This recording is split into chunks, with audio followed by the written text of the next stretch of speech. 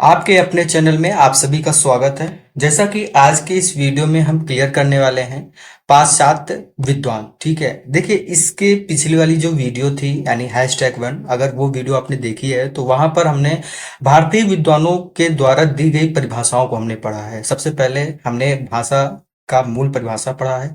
उसके बाद भारतीय विद्वानों ने भाषा के विषय में कौन कौन सी परिभाषाएं दी हैं उसको भी हमने पढ़ रखा है। वो #1, अगर जिसने भी नहीं देखा है वो वाली वीडियो, तो डिस्क्रिप्शन में लिंक पड़ी हुई है, आप जाकर के देख सकते हैं। आप पहले वो वीडियो देख लें ताकि ये वाला वीडियो और भी अच्छे से समझ में आपको आ जाएगा। देखिए यहाँ पर ये है, अभी हमने जो यूनिट चालू की है वो हमने भाषा चालू की है। ठीक है, ये यूनिट फर्स्ट का जो है टॉपिक भी फर्स्ट है, अभी भाषा चल रही है। तो भाषा में हमने भारतीय विद्वानों द्वारा दिए गए परिभाषाओं को हमने बता दिया। आज के इस वीडियो में हम पढ़ेंगे कि पाश्चात्य विद्वानों द्वारा भाषा के कौन कौन सी परिभाषाएं दी गई हैं। ठीक है, और भी आगे के कुछ इंपॉर्टेंट टॉपिक्स जो भी हैं उन्हें हम आज सॉल्व करेंगे और उन्हें हम अच्छे से भलीभांति पढ़ेंगे। सो बिना वीडियो को स्किप किए पूरा देखें ताकि अच्छे से ये सेशन आपको समझ में आए। सो स्टार्ट करते हैं। देखिएगा यहाँ पे कि भाषा जो होती है, भाषा और कुछ नहीं है, केवल मानव की चतुर्बुद्धि द्वारा आविष्कृत एक ऐसा उपाय है जिसकी मदद से हम अपने विचार सरलता और तत्परता से दूसरों पर प्रकट कर सकते हैं। ठीक है, कहने का मतलब यह है कि भाषा और कुछ भी नहीं है, केवल मानव की चतुर्बुद्धि द्वारा आविष्कृत एक ऐसा उपाय है जिसकी मदद से हम अपने विचार क्या करते हैं, सरलता से दूसरों पर क्या कर सकते हैं, प्रकट कर सकते हैं और उसे हम समझ भी सकते हैं। और जो चाहते हैं कि इसकी व्याख्या प्रकृति की उपज के रूप में नहीं बल्कि मनुष्य कृति पदार्थ के रूप में करना उचित है। ऐसा ये परिभाषा किसने दिया है? मैक्स मूलर का दिया हुआ है। ठीक है, मैक्स मूलर जी कहते हैं कि भाषा जो है वो कुछ भी नहीं है, केवल मानव द्वारा चतुर्बुद्धि द्वारा जो विकसित की गई, आविष्कृत की गई एक ऐसी जो है उपाय है जिसकी मदद से हम अपने विचारों को दूसरों की तरफ प्रकट कर पाते हैं और दूसरों के विचारों को हम अपनी ओर समझ पाते हैं। यही आपकी क्या है, भाषा है, ऐसा मैक्स मूलर का कहना है। ठीक है, वहीं पर दूसरी परिभाषा क्या है कि ध्वन्यात्मक शब्दों द्वारा विचारों का जो प्रकटीकरण है वो ही क्या है, भाषा है। वही क्या है, भाषा है। ऐसा किसने कहा है? हेनरी स्वीट ने कहा है। हेनरी स्वीट बिल्कुल सही कहा। अगर हम ध्वनि के रूप में, ध्वनि या शब्दों के रूप में देखें तो जिस भी ध्वनि के रूप में हम विचारों को प्रकट कर पाते हैं, ठीक है, वो हमारी क्या है, भाषा है। ऐसा हेनरी स्वीट जी का कहना है। सो अगला देखते हैं परिभाषा कौन सी है कि भाषा जो है उस स्पष्ट, सीमित तथा सुसंगठित ध्वनि को कहते हैं जो अभिव्यंजना के लिए नियुक्ति की जाती है। ये किसका है? क्रोचे का। अगली परिभाषा है भाषा एक प्रकार का चिन्ह है। चिन्ह से तात्पर्य उन प्रतीकों से है जिनके द्वारा मनुष्य अपना विचार दूसरों पर प्रकट करता है। ये प्रतीक भी कई प्रकार के होते हैं। ये प्रतीक भी क्या होते हैं? कई प्रकार के हो सकते हैं। सो कहने का मतलब ये है कि भाषा एक प्रकार का क्या है, चिन्ह है। एक प्रकार का क्या है, साइन है, चिन्ह है, जिससे तात्पर्य उन प्रतीकों से होता है जिनके द्वारा मनुष्य अपना विचार जो है दूसरों पर क्या कर पाते हैं, प्रकट कर पाते हैं। यह प्रतीक भी कई तरीके के होते हैं। ठीक है ना। अब हम आगे की ओर चलेंगे और देखेंगे वो प्रतीक कौन कौन से होते हैं या किस प्रकार के हैं। ठीक है, आगे कहा जा रहा है, आगे क्या बोला गया? आगे ये बोला गया यहाँ पर कि देखिएगा यहाँ पर कि जैसे नेत्र ग्रह, श्रोत ग्रह एवं स्पर्श ग्रह वस्तुतः भाषा की दृष्टि से श्रोत ग्रह प्रतीक ही क्या है, सर्वश्रेष्ठ है। यानी अगर हम वस्तुतः भाषा की दृष्टि से देखें कि श्रोत ग्रह कौन सा प्रतीक है तो वही क्या है, आपका सबसे सर्वश्रेष्ठ है। यानी वस्तुतः भाषा की दृष्टि से श्रोत ग्रह प्रतीक ही सर्वश्रेष्ठ है। कौन सा प्रतीक? श्रोत ग्रह प्रतीक। ठीक है, ऐसा किसका कहना है? ऐसा कहना है वांद्रेय का। किसका कहना है? वांद्रेय का। ठीक है, आगे चलते हैं, आगे परिभाषा पढ़ते हैं कि मनुष्य ध्वन्यात्मक शब्दों द्वारा अपना विचार प्रकट करता है। किससे प्रकट करता है? ध्वन्यात्मक, यानी ध्वनि के माध्यम से। ठीक है, मानव मस्तिष्क वस्तुतः ना स्तुता विचार प्रकट करने के लिए ऐसे शब्दों का निरंतर प्रयोग करता है। इस प्रकार के कार्यकलाप को ही क्या कहते हैं, भाषा की संज्ञा दी जाती है, उसे ही भाषा कहा जाता है।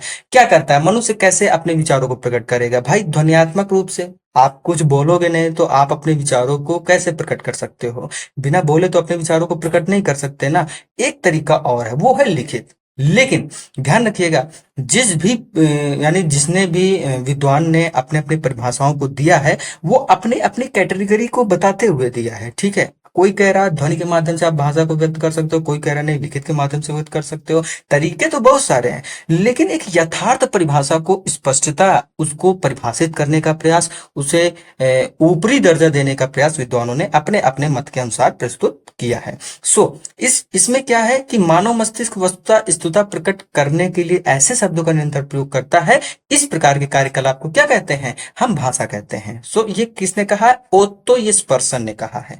क्या होगा कि एक्चुअल में जो वैकल्पिक क्वेश्चंस आपको आएंगे, ठीक है, एग्जाम में, तो उसमें मान लीजिए ये परिभाषा दे दी गई और पूछ लिया गया कि यह कथन या यह परिभाषा किस विद्वान की है, तो आपको नीचे ऑप्शंस मिलेंगे। उस ऑप्शन में ओत्तो स्पर्शन लिखा होगा, तो वो वाला ऑप्शन आपको क्या होगा? सही होगा। ठीक है, तो ऐसे ही परिभाषाओं की संख्या जब ज्यादा होती है, ठीक है, किसी भी कोई भी टॉपिक हो, अगर परिभाषाओं की संख्या ज्यादा होती है और एक ऐसे विद्वान जो बहुत ही प्रचलित रूप से हिंदी साहित्य में माने जाते हैं, तो पक्का है कि क्वेश्चन बनता है। ठीक है, अगला देखते हैं हम, क्या है कि विचारों की अभिव्यक्ति करने के लिए, ध्यान रखिएगा, अब विचारों की अभिव्यक्ति के लिए जिन व्यक्त एवं स्पष्ट ध्वनि संकेतों का व्यवहार किया जाता है, उन्हें क्या कहते हैं? भाषा कहते हैं। उन्हें क्या कहते हैं भैया? उन्हें क्या कहते हैं?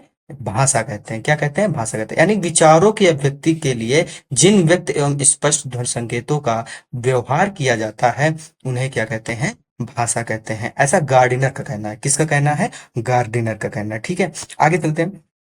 कहा जा रहा है, इसको ध्यान से सुनेगा, कि भाषा यादृच्छिक ध्वनि संकेतों की वह प्रणाली है जिसके माध्यम से मानव आपस में विचारों का, ठीक है, आदान प्रदान करता है। कहने का मतलब यह है कि अगर भाषा यादृच्छिक रूप से ध्वनि संकेतों की वह प्रणाली होती है, वो सिस्टम होती है जिसके माध्यम से, जिसके थ्रू जो है कोई भी अगर मानव है तो वो अपने विचारों को क्या कर सकता है? आपस में साझा कर सकता है, प्रकट कर सकता है, व्यक्त कर सकता है। ठीक है, तो उसे क्या कहते हैं?